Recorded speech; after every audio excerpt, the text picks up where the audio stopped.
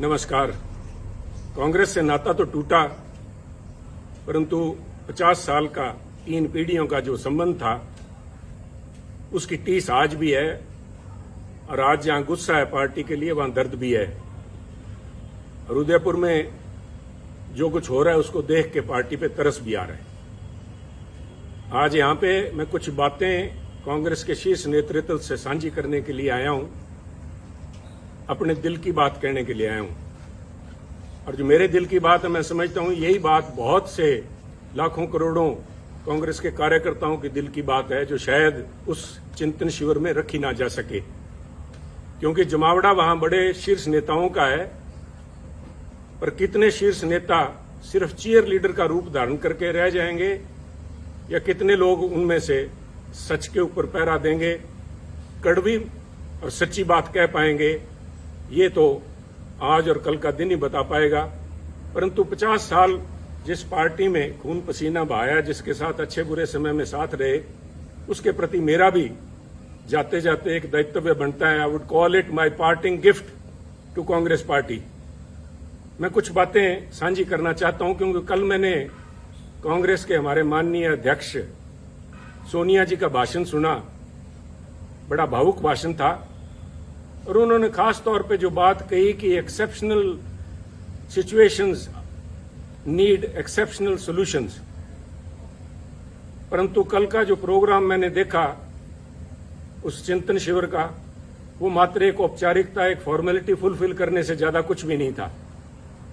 आज समय जब है पार्टी को बचाने का, आज पार्टी का अस्तित्व जो है, party is facing existential crisis, और उस समय हम इस तरह से बिहेव कर रहे हैं जैसे राष्ट्र का दायित्व आज कांग्रेस पार्टी के कंधों पे है।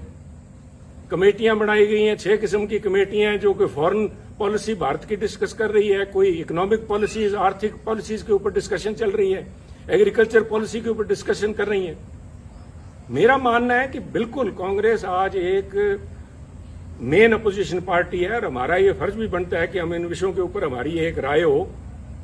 परंतु उससे भी ज्यादा, जैसे कहते हैं कि घर को सजाने का तस्वुर तो है बहुत, घर को सजाने का तस्वुर तो है बहुत, पहले यह तो तय हो कि घर को बचाएं कैसे। पहले ये तो हम आपस में बैठ के नाता डिस्कस कर लें। मैं अपने आप की आज भी आदत नहीं जाती, मैं आप नेताओं से, कांग्रेस जन से बात कर रहा हूं कि आप ये तो तय करेंगे कांग्रेस को बचाओगे कैसे।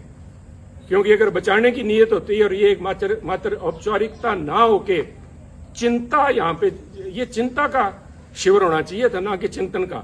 चिंता तो दिखाई नहीं दी। अगर चिंता होती वास्तविक में, तो वहां पे एक कमेटी, उन 6 कमेटियों के साथ कमेटी एक यूपी के ऊपर भी बनती कि उत्तर प्रदेश के अंदर कांग्रेस की ऐसी दुर्दशा क्यों हुई।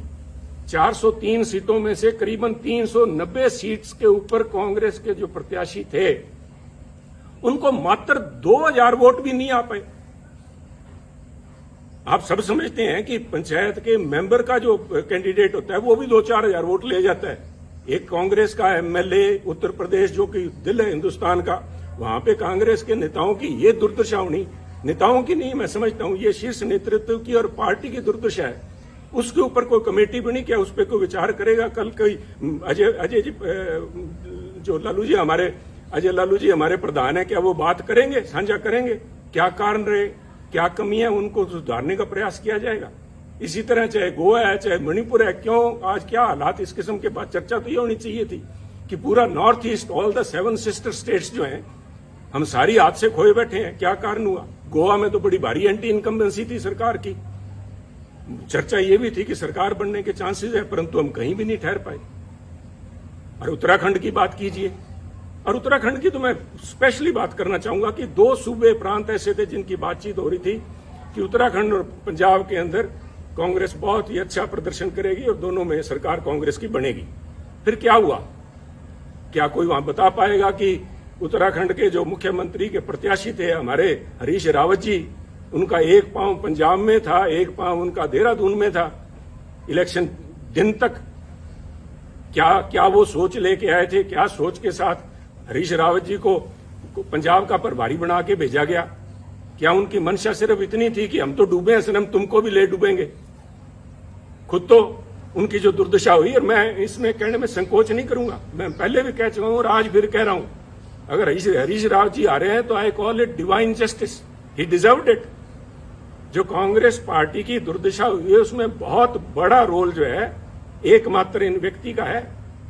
सारा दायित्व तो इनके कंधों पे मैं नहीं डालूंगा, हमारी भी कमियां रही वहां पे, पर इनका बहुत बड़ा रोल था। ये एक कड़ी थे यहां से लोगों ऊपर बात करने के लिए। और उससे भी ज्यादा जरूरी, जब उत्तराखंड की बात करते हैं तो पंजाब की बात कैसे ना करेंगे। मैं पंजाब की बात के ऊपर कुछ समय लूंगा, मैं आपसे धैर्य की अपेक्षा करता हूं कि कृपया थोड़ा धैर्य रखें, क्योंकि पंजाब का मुद्दा सिर्फ वहां पे सरकार बनने ना बनने तक सीमित नहीं है, बहुत ही एक आधारभूत मुद्दा है जो पंजाब से जुड़ा हुआ है। पंजाब में जो घटनाएं वापरी हैं और जिस वजह से वहां पे पार्टी की जो दुर्गत हुई है पंजाब में, उसकी समस्याएं जो हैं उनके दूरगामी और आधारभूत उसका प्रभाव पड़ेगा। एक बात मैं मानता हूं कि देश जो है, भारतवर्ष जो है, एक सेकुलर देश है, और उस भारतवर्ष के अंदर अगर सबसे कोई सेकुलर प्रांत है तो मुझे इस बात का गर्व है कि वो पंजाब है।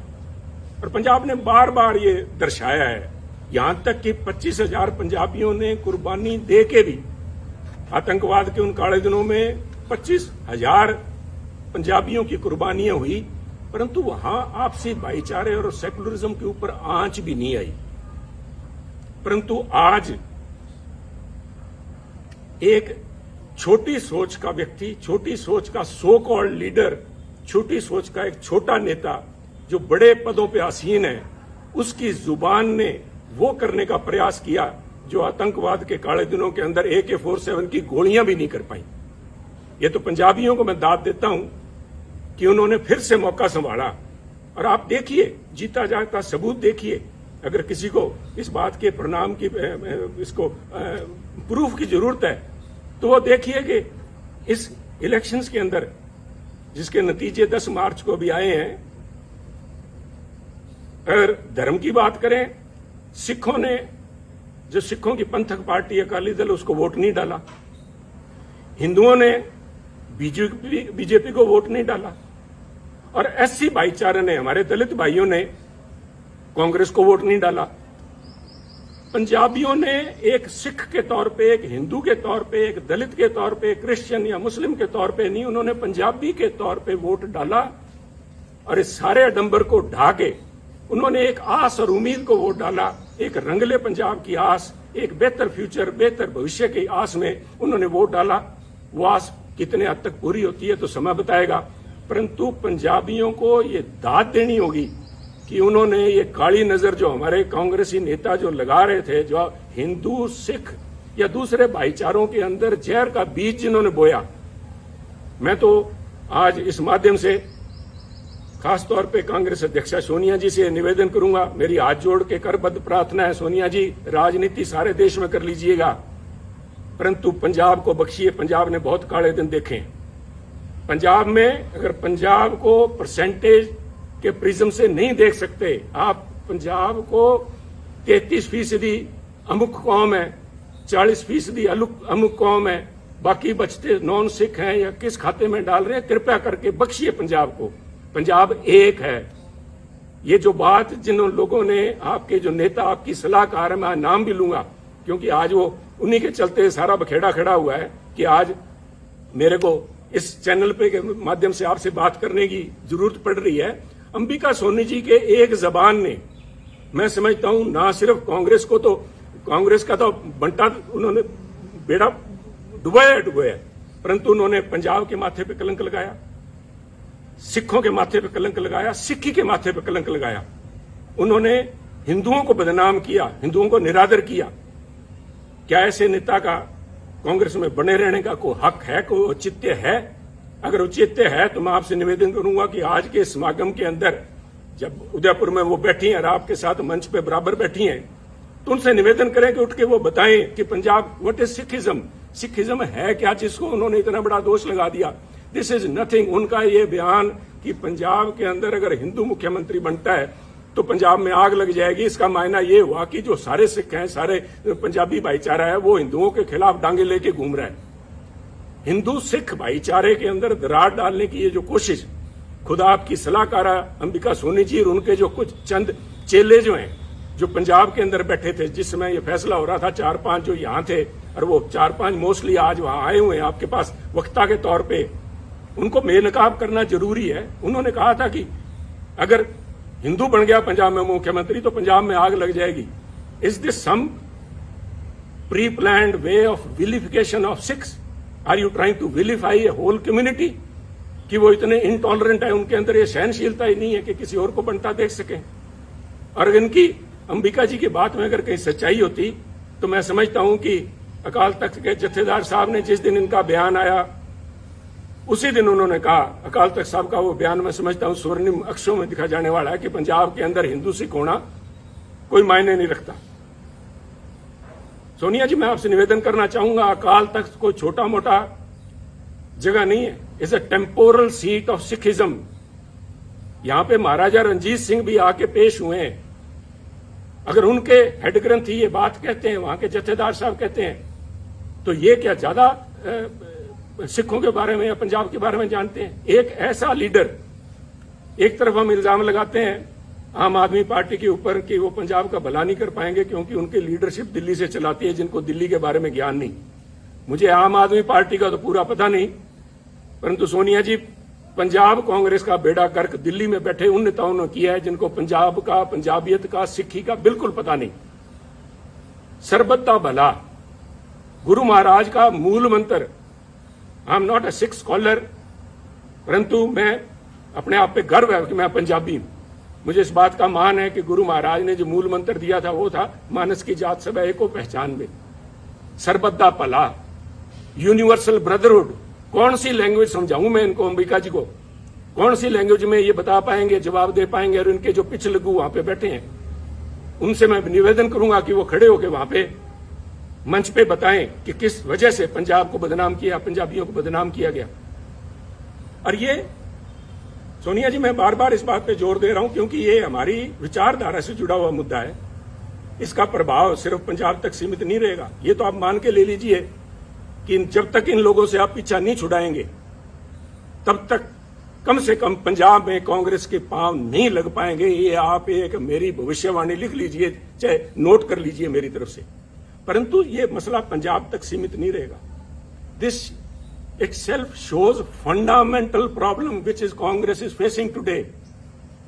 आप अपनी चाल ही भूल गए। आप अपने आप को, आप पे इल्जाम लगते हैं कांग्रेस पार्टी के ऊपर सूडो सेकुलरिज्म के, कभी सॉफ्ट हिंदुत्व के, और कभी इस किस्म के बयान आ जाते हैं जिनको कुछ लोग कहेंगे मेजोरिटेरियन एक्सट्रीम लिए बैठे हैं आप। इन बातों का आपके ऊपर जो प्रभाव पड़ेगा वो मैं समझता हूं। आप इन सारे जो इल्जाम लगते हैं आप इनको तस्दीक कर रहे हैं। ये लोग आपके पास मंच पे बैठे हैं, यू आर विटिंगली और अनविटिंगली एंडोर्सिंग देयर व्यू। ये कौन? मेरा गुनाह क्या था? जब ये अंबिका जी का बयान आया, इनके चेलों का बयान आया कि पंजाब में अगर हिंदू मुख्यमंत्री बनता है आग लग जाएगी, तो मैंने कहा ये सोच कांग्रेस की सोच नहीं है।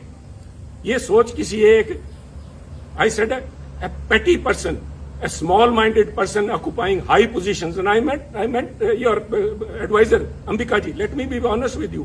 मेरे को फांसी लगानी है, लगाइए आप। मैं आज यहाँ सफाइयां देने के लिए नहीं आया आपके पास में।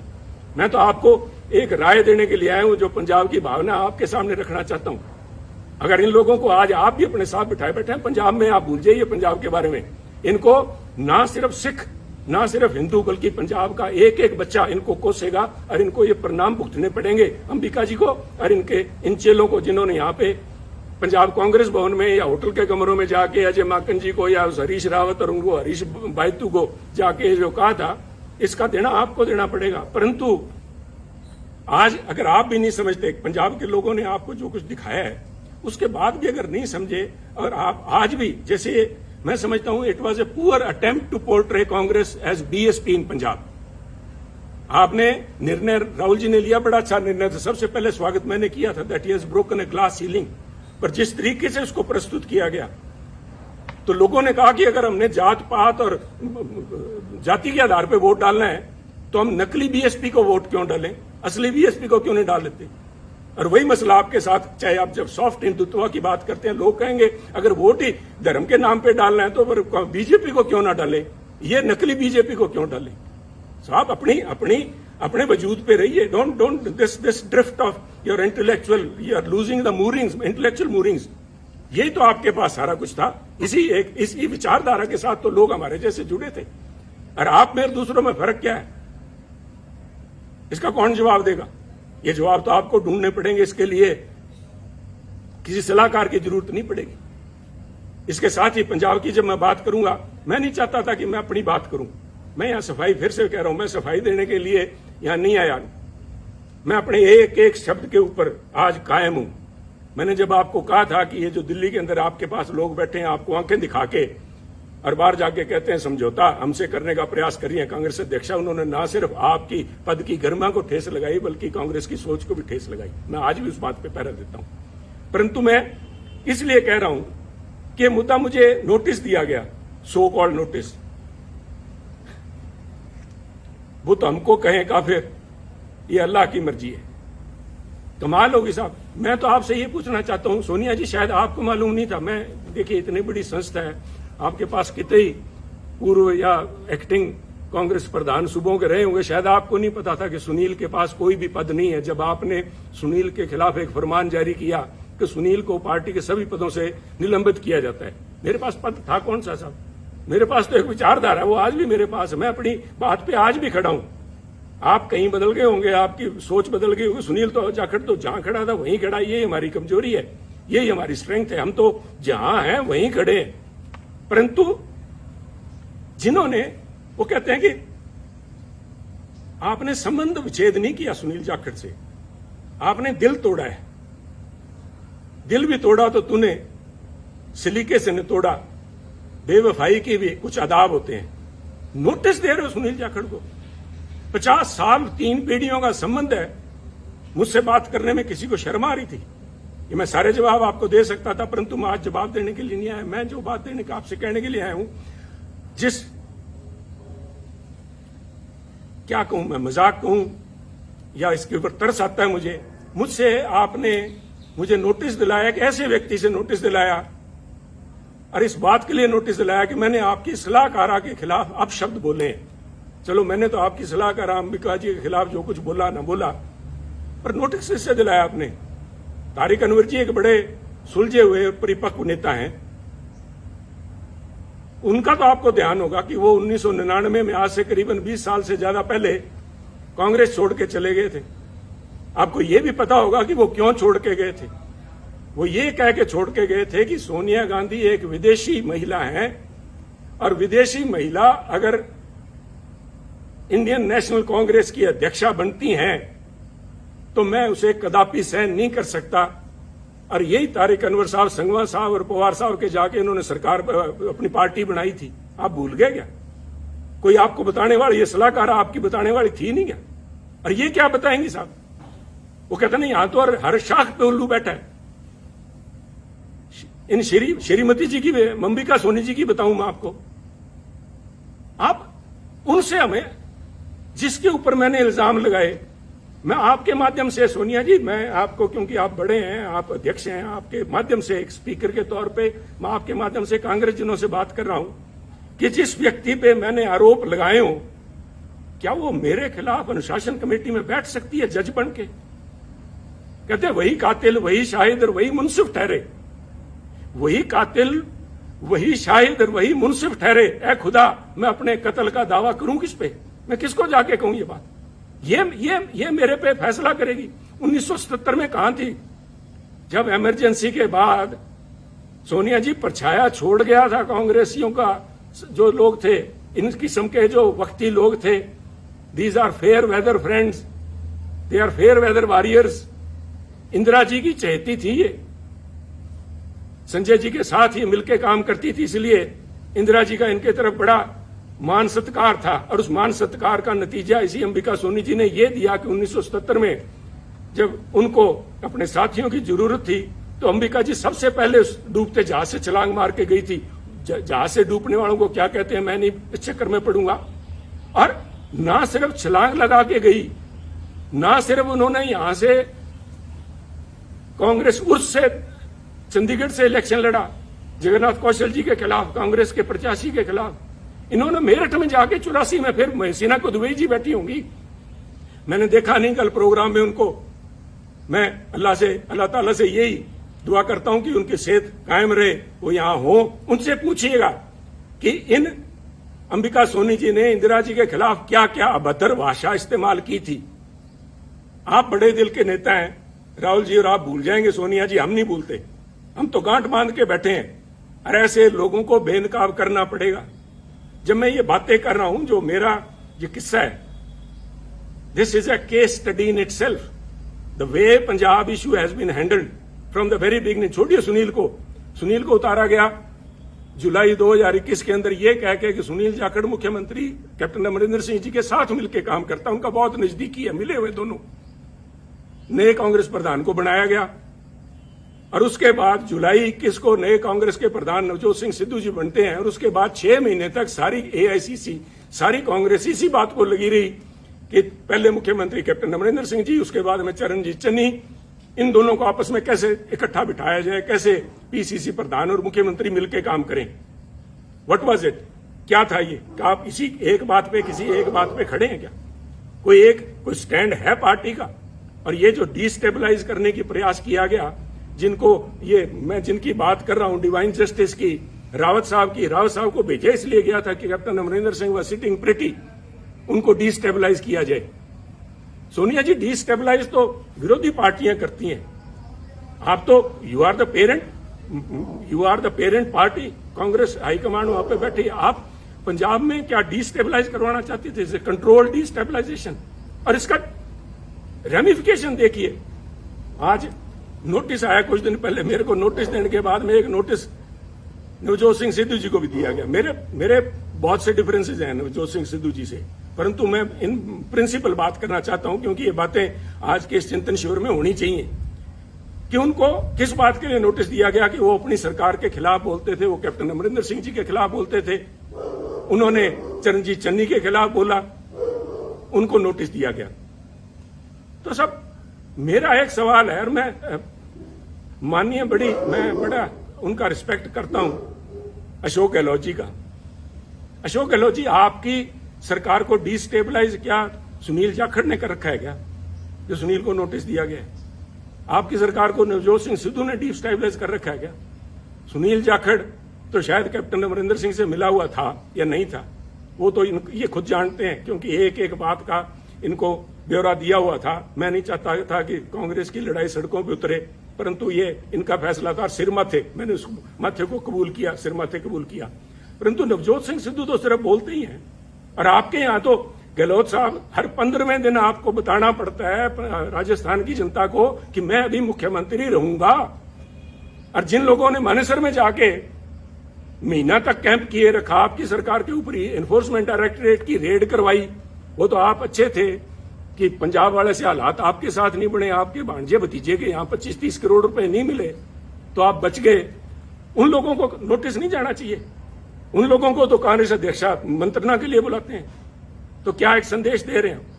एक मन बनाना पड़ेगा, क्योंकि अगर सुनील ने खता की है और सुनील की वजह से अगर पंजाब में सरकार नहीं बन पाई, और जैसे कि आपके हरीश बायतू जी कह रहे हैं कि सुनील की वजह से, सुनील के बयानों की वजह से आसपास वाली स्टेट्स के अंदर भी कांग्रेस को नुकसान हुआ है, तो फिर सुनील को निकाला क्यों नहीं? मैं ये पूछना चाहता हूं। अगर आपने फैसला ले लिया, सुनील ने गलत किया, तो सुनील को निकाल के बाहर करो। एक संदेश जाना चाहिए। मेरा कहने के बाद आप फैसला लीजिए, आपको फैसला करना पड़ेगा। मेरा मानना है ये जो कुछ भी हो रहा है, ये चंद चापलूस लोग जिन्होंने घेर रखा है, वो सिर्फ चापलूस ही नहीं है। मैं मर्यादा से बाहर नहीं जाना चाहता, परंतु पहले इल्जाम लगा करते थे कि कांग्रेस के हर समय हर सरकार के अंदर एक कोटरी होती है, जिसे किचन कैबिनेट कह लो या कोई उनकी कोटरी, उनके विश्वास पात्र हैं जो अपनी नजदीकियों का फायदा उठाते हैं। परंतु मैं कांग्रेस साथियों को बताना चाहता हूं over a period of time, क्योंकि मैंने जो 20 साल के मेरे एक्टिव पॉलिटिक्स में देखा है, ये जो कोटरी थी, ये जो ग्रुप थे, ये गिरोह का रूप धारण कर चुके हैं। और मैं बड़ी गंभीरता से और बड़ी जिम्मेवारी से कह रहा हूं, गिरोह का शब्द मैंने इस्तेमाल किया है।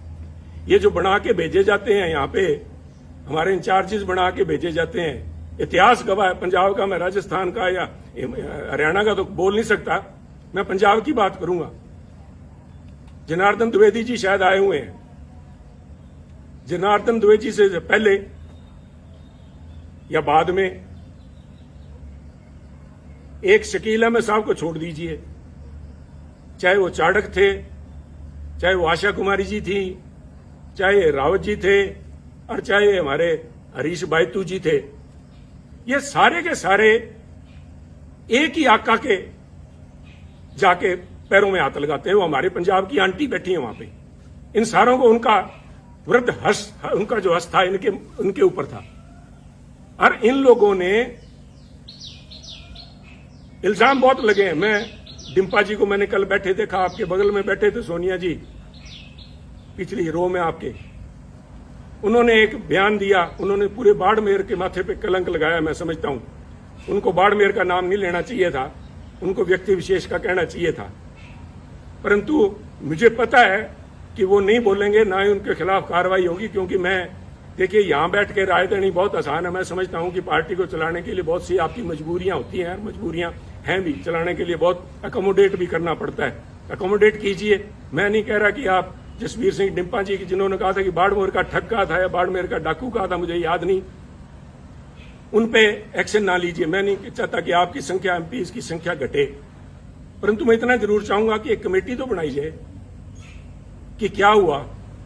These so called incharges, AICC incharge of Punjab Congress have not been less than, वो अमेरिकन एक फ्रेज बनी हुई, कारपेट बेगर्स। वो बेसिकली ग्लोरीफाइड ठग थे,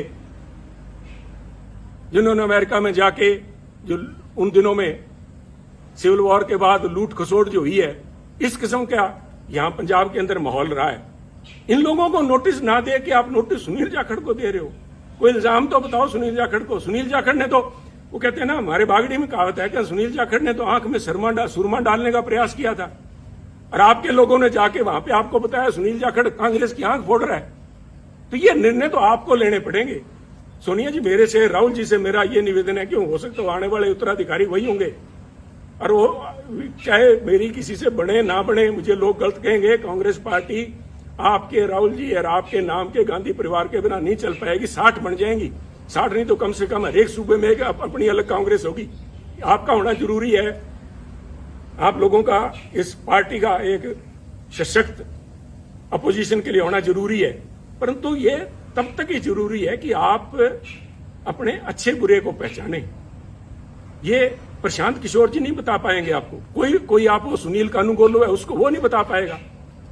this is a responsibility of the boss himself. अगर आप लीडर हैं तो आपकी परख होनी चाहिए। आप छोड़िए, आप शायद, I have always claimed that Rahul Gandhi ji एक बहुत ही बढ़िया इंसान है। I still believe it. चाहे आज मेरे फर्क है, चाहे जो भी है, जो आवाज उठनी चाहिए थी, सच के साथ में खड़ी होनी चाहिए, नहीं, उनकी मजबूरियां होंगी, परंतु is a very fine man, is a very upright. और मैं अगर कांग्रेस के इतने साल निभ गया तो उसका बहुत बड़ा कारण राहुल गांधी जी, मैं आज भी मानता हूं। अगर वो और कोई छोटे दिल का व्यक्ति वहां बैठा था, उससे पहले ये तोड़ बिछड़ा, उससे पहले भी वो लेना था। परंतु राहुल जी, आपको भी आजकल एयरक्राफ्ट के अंदर ये सुखोई और वहां पे लड़ाई चल रही है, उनके अंदर एवरी एयरक्राफ्ट, इवन टैंक्स के अंदर भी एक होता है IFF, called identification of friend और फो। दुश्मन और दोस्त की पहचान कराने के लिए उसके अंदर इंस्ट्रूमेंट लगा होता है, जो फ्रीक्वेंसी आपस में एक्सचेंज करके पता करता है कि मैं जिस पे मिसाइल दाग रहा हूं वो कोई मेरा दोस्त तो नहीं है। आपने इन पिछलगुओं के कहने से मेरे पे नोटिस की मिसाइल दाग दी। मेरा क्या बिगाड़ देंगे आप? पर आपने अगर पार्टी चलानी है तो ये आपको फैसले लेने पड़ेंगे, ये कमान अपने हाथ में लेनी पड़ेगी।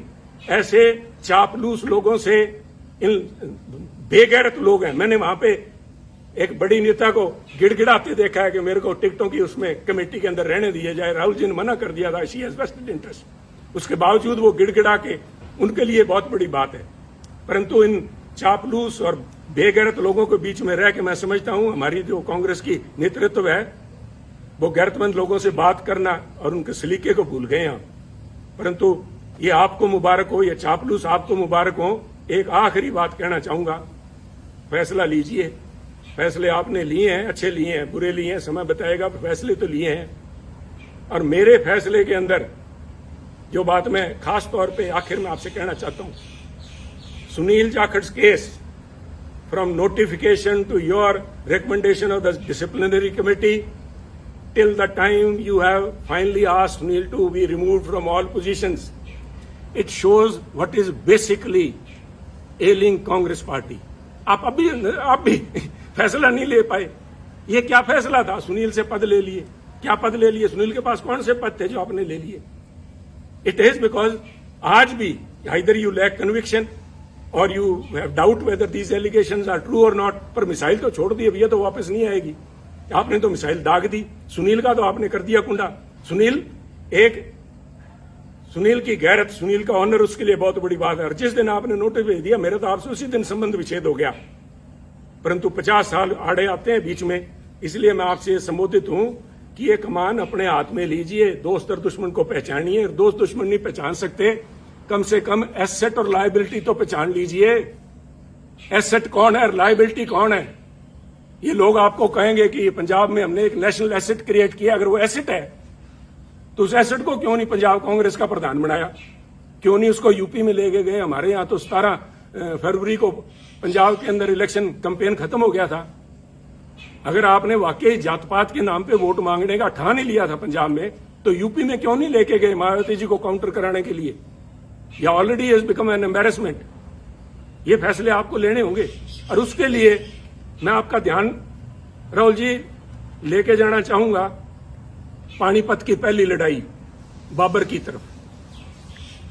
बाबर ने पहली दफा हाथी देखे जब वो पानीपत आया और एक हाथी को मंगवा के उसने सवारी करने की इच्छा जताई। तो हाथी उनके सामने पेश जब किया गया बाबर के सामने, और हाथी के ऊपर बैठा जब बाबर, तो उसने बैठ के अपने सेनापति से कहा, इसके जानवर की लगाम मुझे थमाओ। तो उन्होंने कहा, जनाब हाथी की लगाम नहीं होती। तो उसका सवाल था निश्चित तौर से कि तो फिर ये चलाऊंगा कैसे? कहते जी इसकी जो लगाम है, जो इसका जो अंकुश है, वो सामने जो बैठा है, वो जो अंबिका सोनी तारे बैठे है या कोई तारिक अनवर बैठा है, उनके हाथ में अंकुश वो है। अंकुश है जो प्रौढ़ जिसको बोलते हैं, वो है। तो बाबर ने तब कहा था कि इसको हाथी को बिठाओ और मेरे को नीचे उतारो। तो उन्होंने कहा क्या बात होगी महाराज? तो उन्होंने कहा मैं उस चीज की सवारी कभी नहीं करूंगा जिस चीज की लगाम, जिस जानवर की लगाम मेरे हाथ में ना हो, जिस संस्था की लगाम मेरे हाथ में ना हो।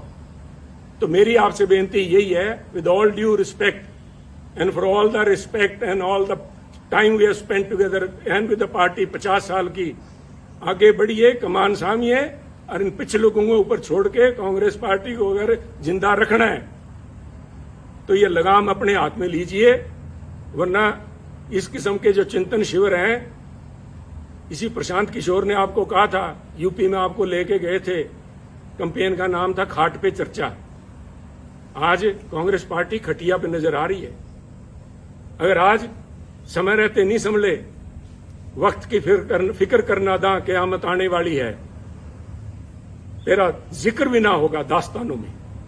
तो इसलिए शुभकामनाओं के साथ, चाहे आज मैं समझता हूं कि this is my parting gift, my last word spoken to the Congressman, but मैं इस विश्वास के साथ कह रहा हूं कि कोई ना कोई, मैंने आज भड़ास निकालने के लिए नहीं, आप में कमियां निकालने के लिए नहीं, उन बातों को उजागर किया है जिनके ऊपर चिंतन भी नहीं, चिंता करने का विषय है। आज आपका भी इम्तिहान है और वो जो 450 सो कॉल्ड सीनियर लीडरशिप बैठी है, आज मैं देखना चाहूंगा कि कितने लोग खड़े होकर सच्चाई पे पहरा देते हैं। कितने लोग खड़े होकर कहेंगे कि वो 5-4 जो पंजाब वाले आए हुए हैं जिन्होंने आग लगाने की बात की थी, उनको बाहर निकाला जाए हॉल से। उनको तो आपने स्पीकर बना रखा है, वो तो आज यहाँ पे आपके वर्कर्स को एड्रेस करेंगे, और जिनकी वो मुखिया हैं उनको मंच पे मठा सीन है। तो आप देखिए, या आप जाने। मैं एक दफा फिर से, मैंने पहले भी जिस दिन नोटिस आया था उस दिन कहा था good luck to Congress party, and today I again say good luck and goodbye Congress.